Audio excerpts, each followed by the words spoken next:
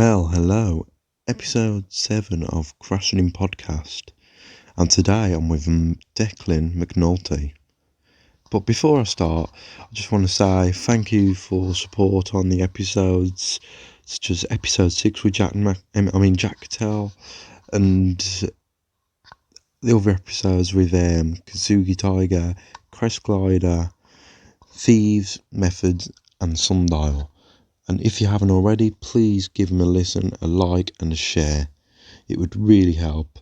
And yeah, and check out the latest episode I bought from last year with a flock of, Mike's score from A Flock of Seagulls. And there's video footage to it, and I put music into it. I put a lot of effort into the editing on that one. So yeah, give it a listen, and yeah, hope you all enjoy that episode too.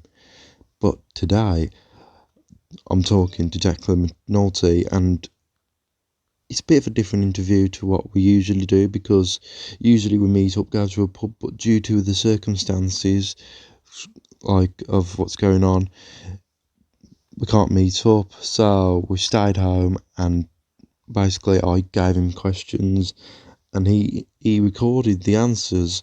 So I hope you all enjoyed today's episode, and see you all later.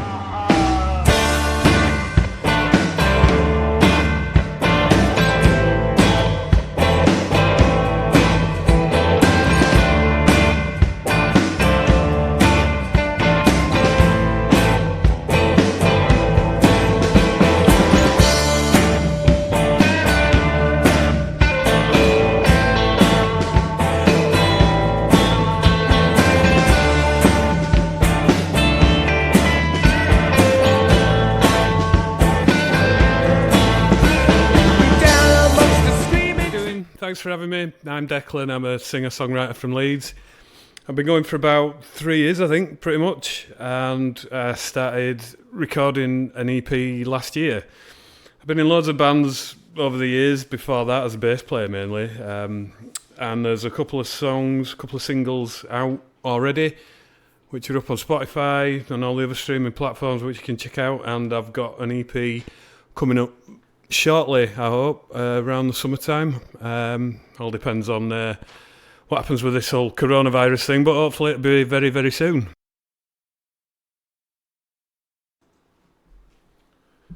Yeah, I've been playing live music in one form or another for over 20 years. Been doing my own solo thing, as I say, for about 3, but yeah, tons of bands over the years, covers bands, originals bands, function band, so yeah, it's been pretty varied.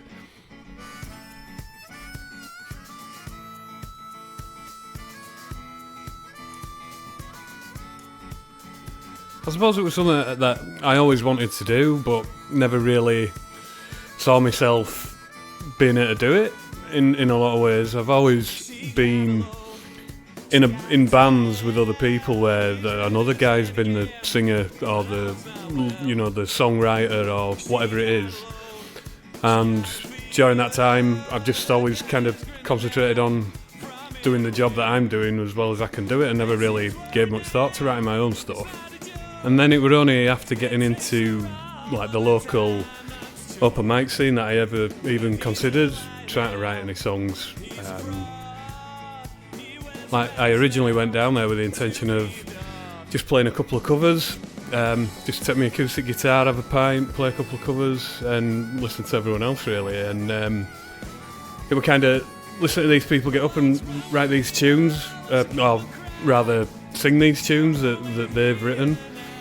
And I just thought, that's when kind of wheels started turning in my head, and I thought, well, if you're going to come down here and get involved, then you need to have a go yourself. And I've always been into songwriters, like Bob Dylan is a massive one for me, and I kind of like songs that have got a bit of a story behind them and a bit of meaning. So I've always kind of been into the words of the song as much as the music as well. So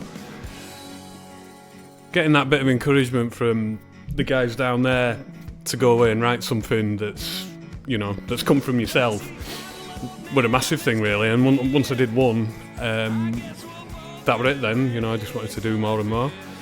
So that's been the main driver really, and that's from everyone who goes in the Grove Inn in Leeds. If any of them are listening, top people down there, top bunch of people, great artists, great community down there, and anyone really who wants to get into songwriting, if they live in Leeds, go down there, check us out, and you'll be writing before you know it.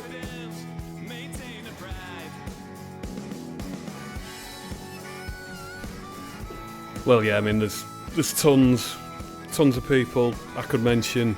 Obviously, mentioned Dylan there.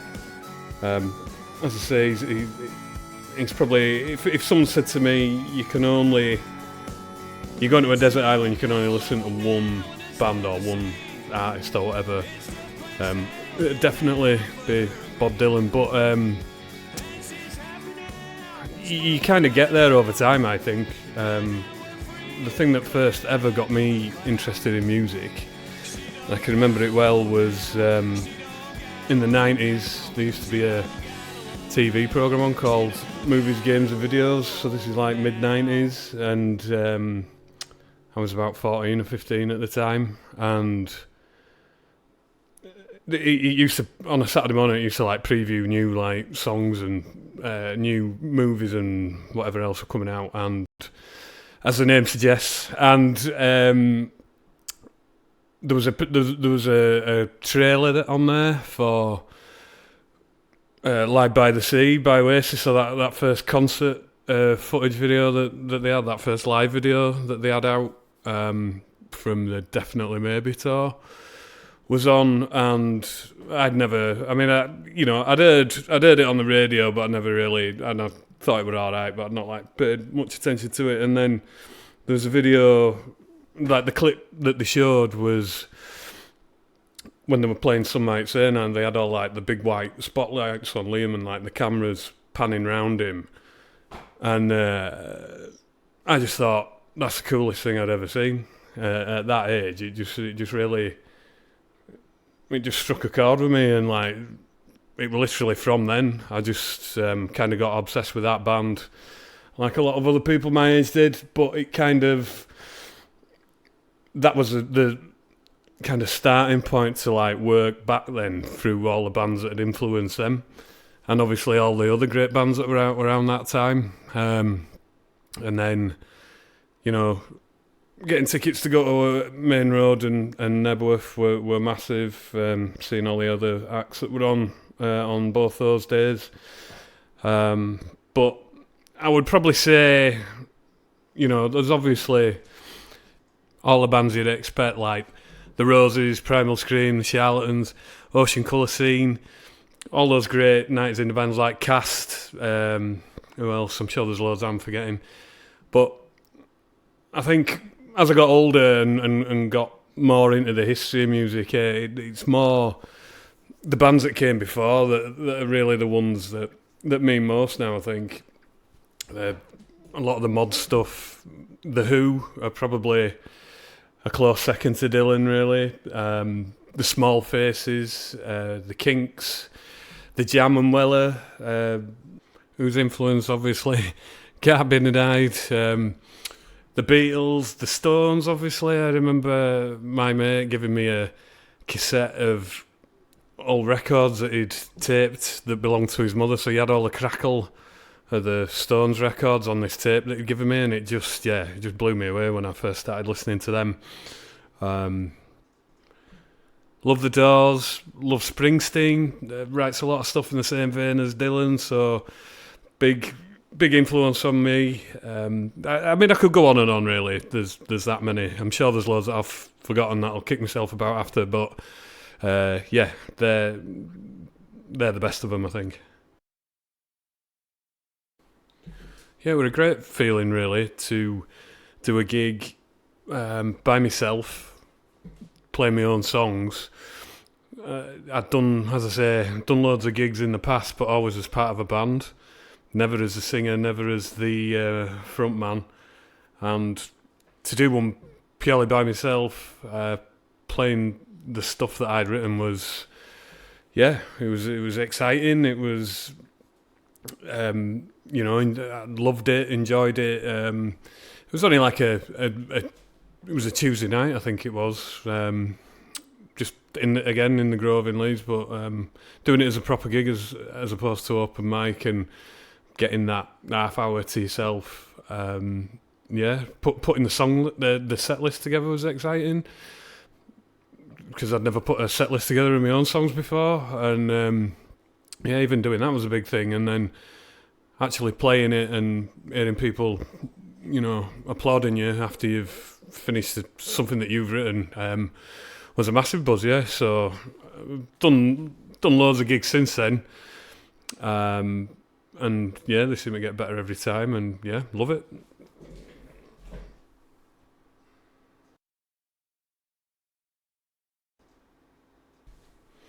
I suppose it's like the instant feedback that you get from when there's a crowd of people who are all sat there listening to you play and listening to your material, and when you hear people cheer when you've finished a song, is great anyway, no matter what you're playing. But when it's something that you've spent the time to write yourself and you've put work into it, and when people are hearing the finished product, you get the applause at the end and all the rest of it, and then after the gig, you get people come up to you and tell you that they liked a particular song, or a particular line out of a song, maybe, I don't know, but it shows that they've listened and they've enjoyed it. And it's like a buzz in itself, but it gives you a boost then to go on and do some more. So I think the writing of the songs is one thing, and the recording of them and getting like the quality of that right and putting the work into that's one thing. But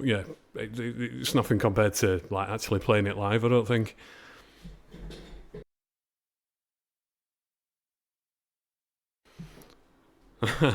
Rock and roll stories. You got to be careful what things you repeat on a show like this, don't you? But I don't know.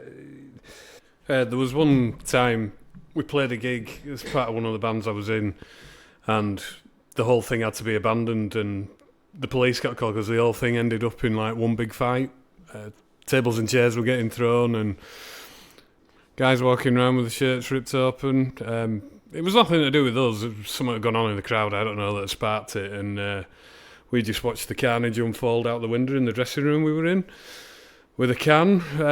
But in the end, it worked out worked out all right for us, because we only had to do half the gig, and we still got paid. So, result. Yeah, so this single were recorded at City Sound Studios in Bradford. Give a shout out to Danny, who's a producer there, and he's worked on all the tracks on the EP. And cracking studio. Danny's absolute legend, like knows producing inside out, knows music inside out. You can just mention any band or song that you got a particular sound in mind, and he knows exactly what you're on about. So that's where I do all my recording, and this one in particular, as you'll have heard on it, features some female vocal on it. So that's my wife Louise, who I got her in to do just to kind of lift the track, really, which I think she does really well. And she's done a great job at that. The song itself kind of inspired by an event, really, which it was a mate of mine. We were on a night out, and he lives a couple of train stops out of Leeds, we'll say, and we'd gone out, we'd had a couple of drinks, as you do, and he got on the train to go home. And then the next thing I heard from him was that he'd woke up in Hull, and he was wandering around Hull at 2 or 3 in the morning trying to find an hotel room. And that's not what the whole song's about, but that kind of, when you wake up the next day and you think, what have I just done there, is kind of the feel of the song, really. So not about him in particular, but that's Marty, if you're listening. And he was kind of just the catalyst for the song, shall we say. But yeah, I'm pretty pleased with it, just in terms of how it sounds. Like I say, Danny and Louise have done a lot to lift that that track. So yeah, pretty pleased with that one.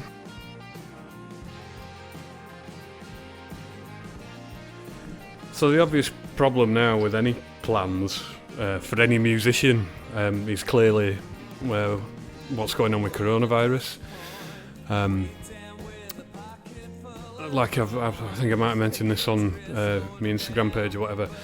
Anyone involved with like the making of this EP, even though it's literally 99% there, everyone's got a lot bigger fish to fry at the moment.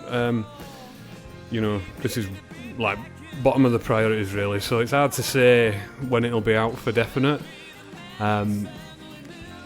It'll kind of be, well, let's hope this whole coronavirus thing gets wrapped up as soon as possible. Everyone involved with that's doing a great job, the NHS and all the rest of it, but hopefully that'll be sorted sometime soon, and then we can all start thinking about making plans for other things. I had applied to play at festivals and all the rest of it, but some of that stuff's been cancelled, and so I'll probably jump on the bandwagon with everyone else and maybe do a gig out of my house with like a live Instagram stream or whatever. So look out for that. Hopefully we can all get back to normal soon, and the EP will be out as soon as it possibly can after that, I think. But in the meantime, here's a little preview of the title track. So the EP is called This Savage Land, and this is the title track from it. I hope you like it.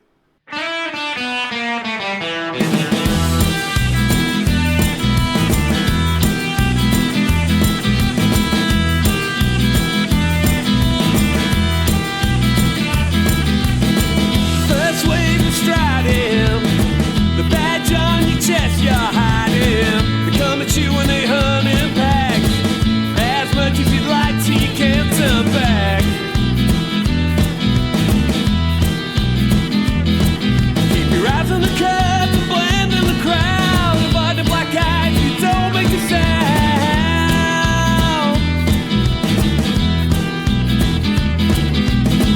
They're coming at you, 10 of them in the rock trying to press you.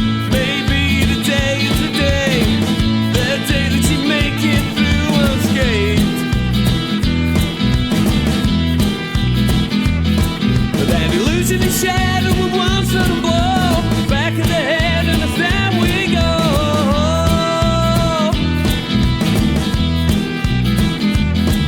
But you gotta take a stand, you gotta rise up and be the better man. Make them all understand that you won't be pushed around in the savage land.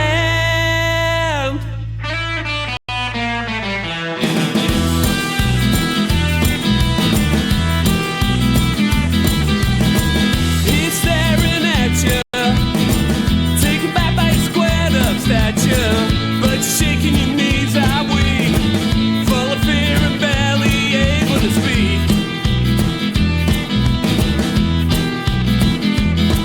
But it's now or never, do or die. Clench that fist and let it fly.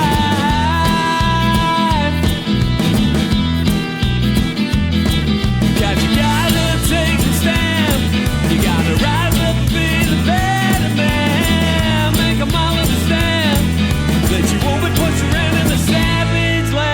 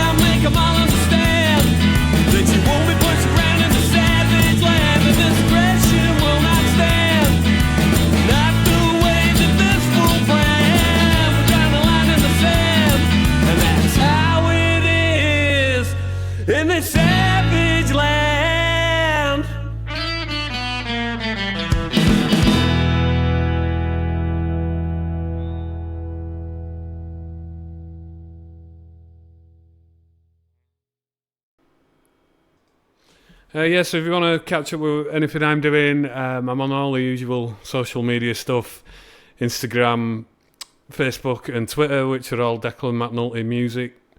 And then I have a website, www.declanmcnultymusic.com, which has got links to all them, and also to Spotify, YouTube channel, and Apple Music, and other bits and pieces, I think.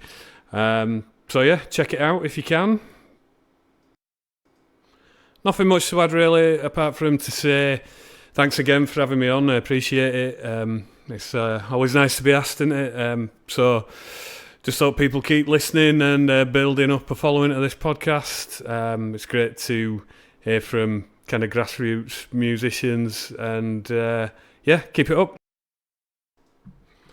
I think the only thing that anybody can say at this time is wash your hands, stay home, support the NHS. Cheers.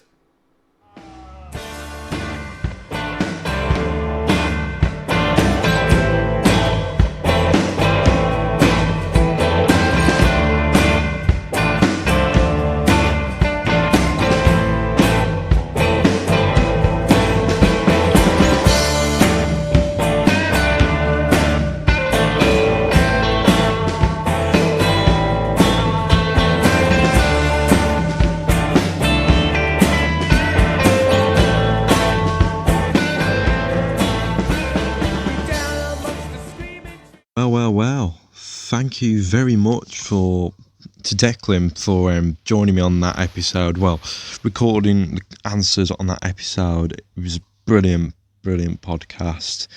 And a bit of a change. I like the change, I do. So, like, if there's any bands from... I'm based around the West Midlands and the North East. But if there's any bands from Scotland, Wales... down south in Cornwall or anywhere, don't matter, Manchester, whatever, or the other end of the world like Australia, America, anywhere in Europe, it's just anywhere, anyone can reach out to me if they want, and we do a podcast that way if you want, and I think it'd be a good idea, to be fair. I think that this is the start of a new chapter in Crashing In podcasts. These podcasts, the way are, obviously I'll interview bands as normal, but then that type of interview was quite good, to be fair, and I quite enjoyed editing it, and it was very creative. I get to be a bit more creative and all that, so yeah. So keep in tune for more podcast episodes like that. So, but obviously with the circumstances, like with what's going on, it's going to be more episodes like that. So, I don't know when the next episode of Crashing In will be out, but hopefully it will be out very, very soon. And I don't actually know what band I have in line for you next, because with what's going on, so it's just kind of stopped a lot for everyone, not just bands, but podcasts, for example, and I don't know, YouTubers as well, like proper YouTubers. Like, I'm on YouTube, but I don't consider myself a YouTuber, I'm more of a YouTuber podcaster. But like YouTubers can't do like their normal videos, so when they're doing out and about videos like they usually do, they have to stay in, and so it's quite, support your YouTubers, by the way, please. As well, please like and subscribe, and thank you, Declan, again, and thank you for the nice what you said about Crashing Podcast. Really appreciate that, and let's try and get this podcast out there, make it bigger and that, and get more bands on as well. Bands get in touch with me on my Instagram is in Crashing, and just search Crashing Podcast on Facebook, or on Twitter on Crashing P, at Crashing P or something like that. Alright, just message me on Instagram, whatever, just message me and I'll try and get you on for a podcast, whether you're local or not. See you later, and take care and stay safe.